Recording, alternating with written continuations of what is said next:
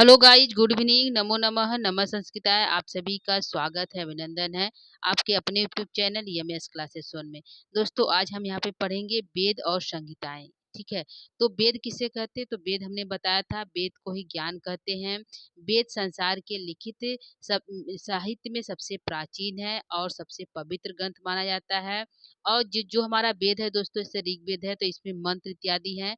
तो यह जो मंत्र है, मंत्रों के उच्चारण करने के लिए हम यज्ञ इत्यादि का आवाहन करते हैं। जब हम यज्ञ इत्यादि करते हैं तो मंत्रों का उच्चारण करते हैं, उसका आवाहन करते हैं।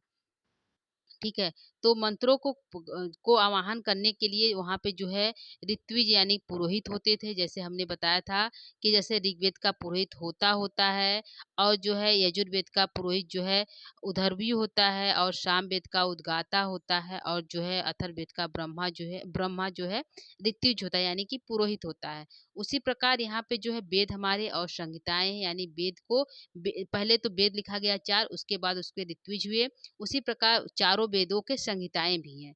ठीक है। यानी चारों वेदों को संहिताओं में लिखा गया है। तो 4 वेद की संहिताएं कौन कौन सा है दोस्तों? तो यहाँ पे थोड़ा सा हम पढ़ लेंगे कि वेद किसे कहते हैं।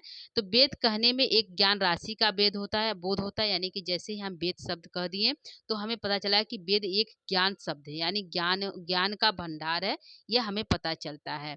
ठीक है। तो यहाँ पे जो है मुख्य रूप से जो है 4 वेदों का वर्णन किया गया है। तो यहाँ पे जो हमारे संहिताएँ हैं, यानी कि आज जो है वेद विभिन्न संहिताओं के रूप में प्राप्त है।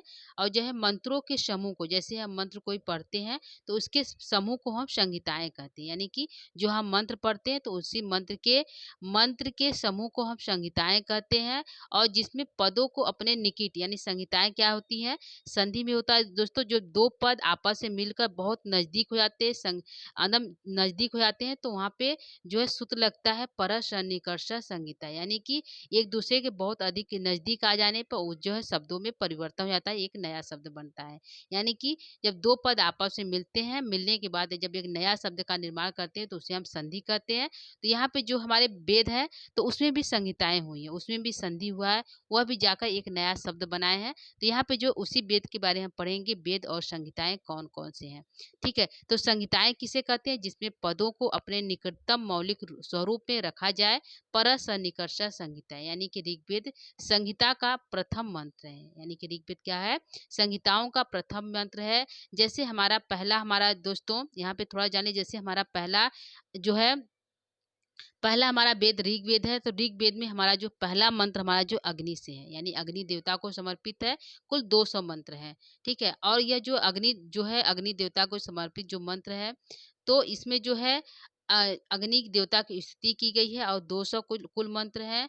और इसी अग्नि देवता में कि जो है छंद है, तो अग्नि देवता के जो छंद है वह जो है गायत्री छंदों में लिखा गया। यानी कि कुल 3 पद होते हैं गायत्री छंद में, जिसमें आत्री के 24 यानी कि 8-8 वर्ड होते हैं, और आत्री के 24 जो है पूरे टोटल वर्ड हो गए। ठीक है।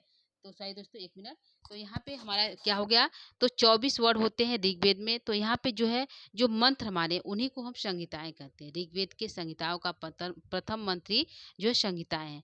तो पहला जो मंत्र हमारा अग्नि देवता का था, अग्नि अग्नि मिले पुरोहितम यज्ञस्य देवम ऋतुजम होतारम रथधात्मम। यानी कि अग्नि मिल जो यज्ञ में जो पुरोहित आते हैं, पुरोहित कौन था अग्नि का? तो जो है ऋग्वेद के जो पुरोहित है होता है।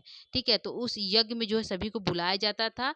तो इसी में अग्निदेव की स्तुति करना है, और यज्ञ के सामने अवस्थित है, और उसको यज्ञ के सामने उसको बुलाया जाता है। ठीक है। तो यहाँ पे जो है संहिताएं क्या है? तो मंत्रों को एकदम नज़दीक होना, उनमें जो है समीपता हो जाना, परस और निकर्ष संहिता कहलाता है। ठीक है। तो यहाँ पे जो है हम पढ़ेंगे यहाँ पे कि हमारी जो संहिताएं वह कितने हैं।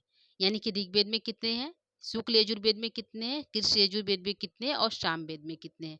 तो आइए हम लोग इसी को देखते हैं। जो है पूछेगा कि शाकल, यानी कि ऋग्वेद का जो संहिता है साकल है। पूछेगा साकल संहिताएं किस वेद का है। ठीक है। पूछेगा साकल संहिताएं किस वेद का है। तो जो हमारा साकल संहिताएं है वह जो है ऋग्वेद का है। ठीक है। और पूछेगा यजुर्वेद के 2 भाग किए गए हैं, कौन कौन से? शुक्ल यजुर्वेद और कृष्ण यजुर्वेद। ठीक है। तो पहला हमारा शुक्ल यजुर्वेद है। तो शुक्ल यजुर्वेद का जो है संहिताएं कौन कौन से? 2 हैं। कौन है? कारू संहिताएं और माध्ययनीन संहिताएं। कौन है दोस्तों? कारू संहिता है और जो माध्ययनीन संहिताएं हैं, यानी कि 2 संहिताएं जो है शुक्ल यजुर्वेद के हैं। ठीक है। तीसरा हमारा है कृष्ण यजुर्वेद। कृष्ण यजुर्वेद के 3 जो है संहिताएं हैं, तैत्तिरीय संहिता, काठक संहिता और मैत्रायणी संहिता। ठीक है। काठक, तैत्तिरीय और मैत्रायणी संहिताएं जो है हमारे जो है कृष्ण यजुर्वेद की हैं। ठीक है। पूछेगा तैत्तिरीय संहिताएं किसकी हैं? तो कृष्ण यजुर्वेद की। और काठक संहिताएं किसकी है? तो कृष्ण यजुर्वेद की। मैत्रायणी किसकी है? तो कृष्ण यजुर्वेद की। ये जो सभी संहिताएं हैं यह जो है कृष्ण यजुर्वेद की है। ठीक है। तो हमारा 2 हो गया ऋग्वेद और यजुर्वेद। तीसरा हमारा है सामवेद। क्या है दोस्तों? तीसरा हमारा है सामवेद। पूछेगा सामवेद का संहिताएं कौन सा है? तो कैथुम है, कौथुम है, जैमिनी है और राडायनी है। क्या है दोस्तों? कौथुम है, जैमिनी है और राडायनी है। पूछेगा राडायनी किसकी संहिताएं हैं? किस वेद की संहिताएं हैं? तो सामवेद की है। जैमिनी किस वेद की संहिताएं हैं? तो सामवेद की है।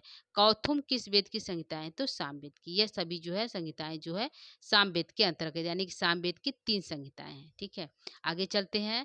चौथा हमारा वेद है अथर्ववेद। अथर्ववेद की संहिताएं कौन है? तो 2 है, शौनक और पेपलाद। कौन है दोस्तों? शौनक और पेपलाद जो है 2 संहिताएं जो अथर्ववेद की हैं। ठीक है। तो इससे क्वेश्चन जो है यूजीसी नेट के पेपर में सबसे ज्यादा पूछा जाता है।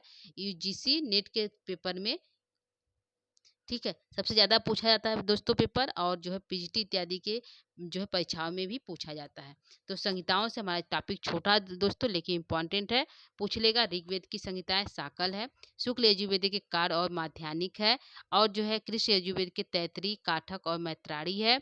सामवेद के कौथुम, जैमिनी और रारायणी है, और अथर्ववेद के शौनक और पेपलाद है। ठीक है। तो यह जो हमारी संहिताएं होंगे दोस्तों, तो यह जो है क्लास आप लोग को अच्छा लगा होगा। छोटा सा है लेकिन इम्पोर्टेंट है।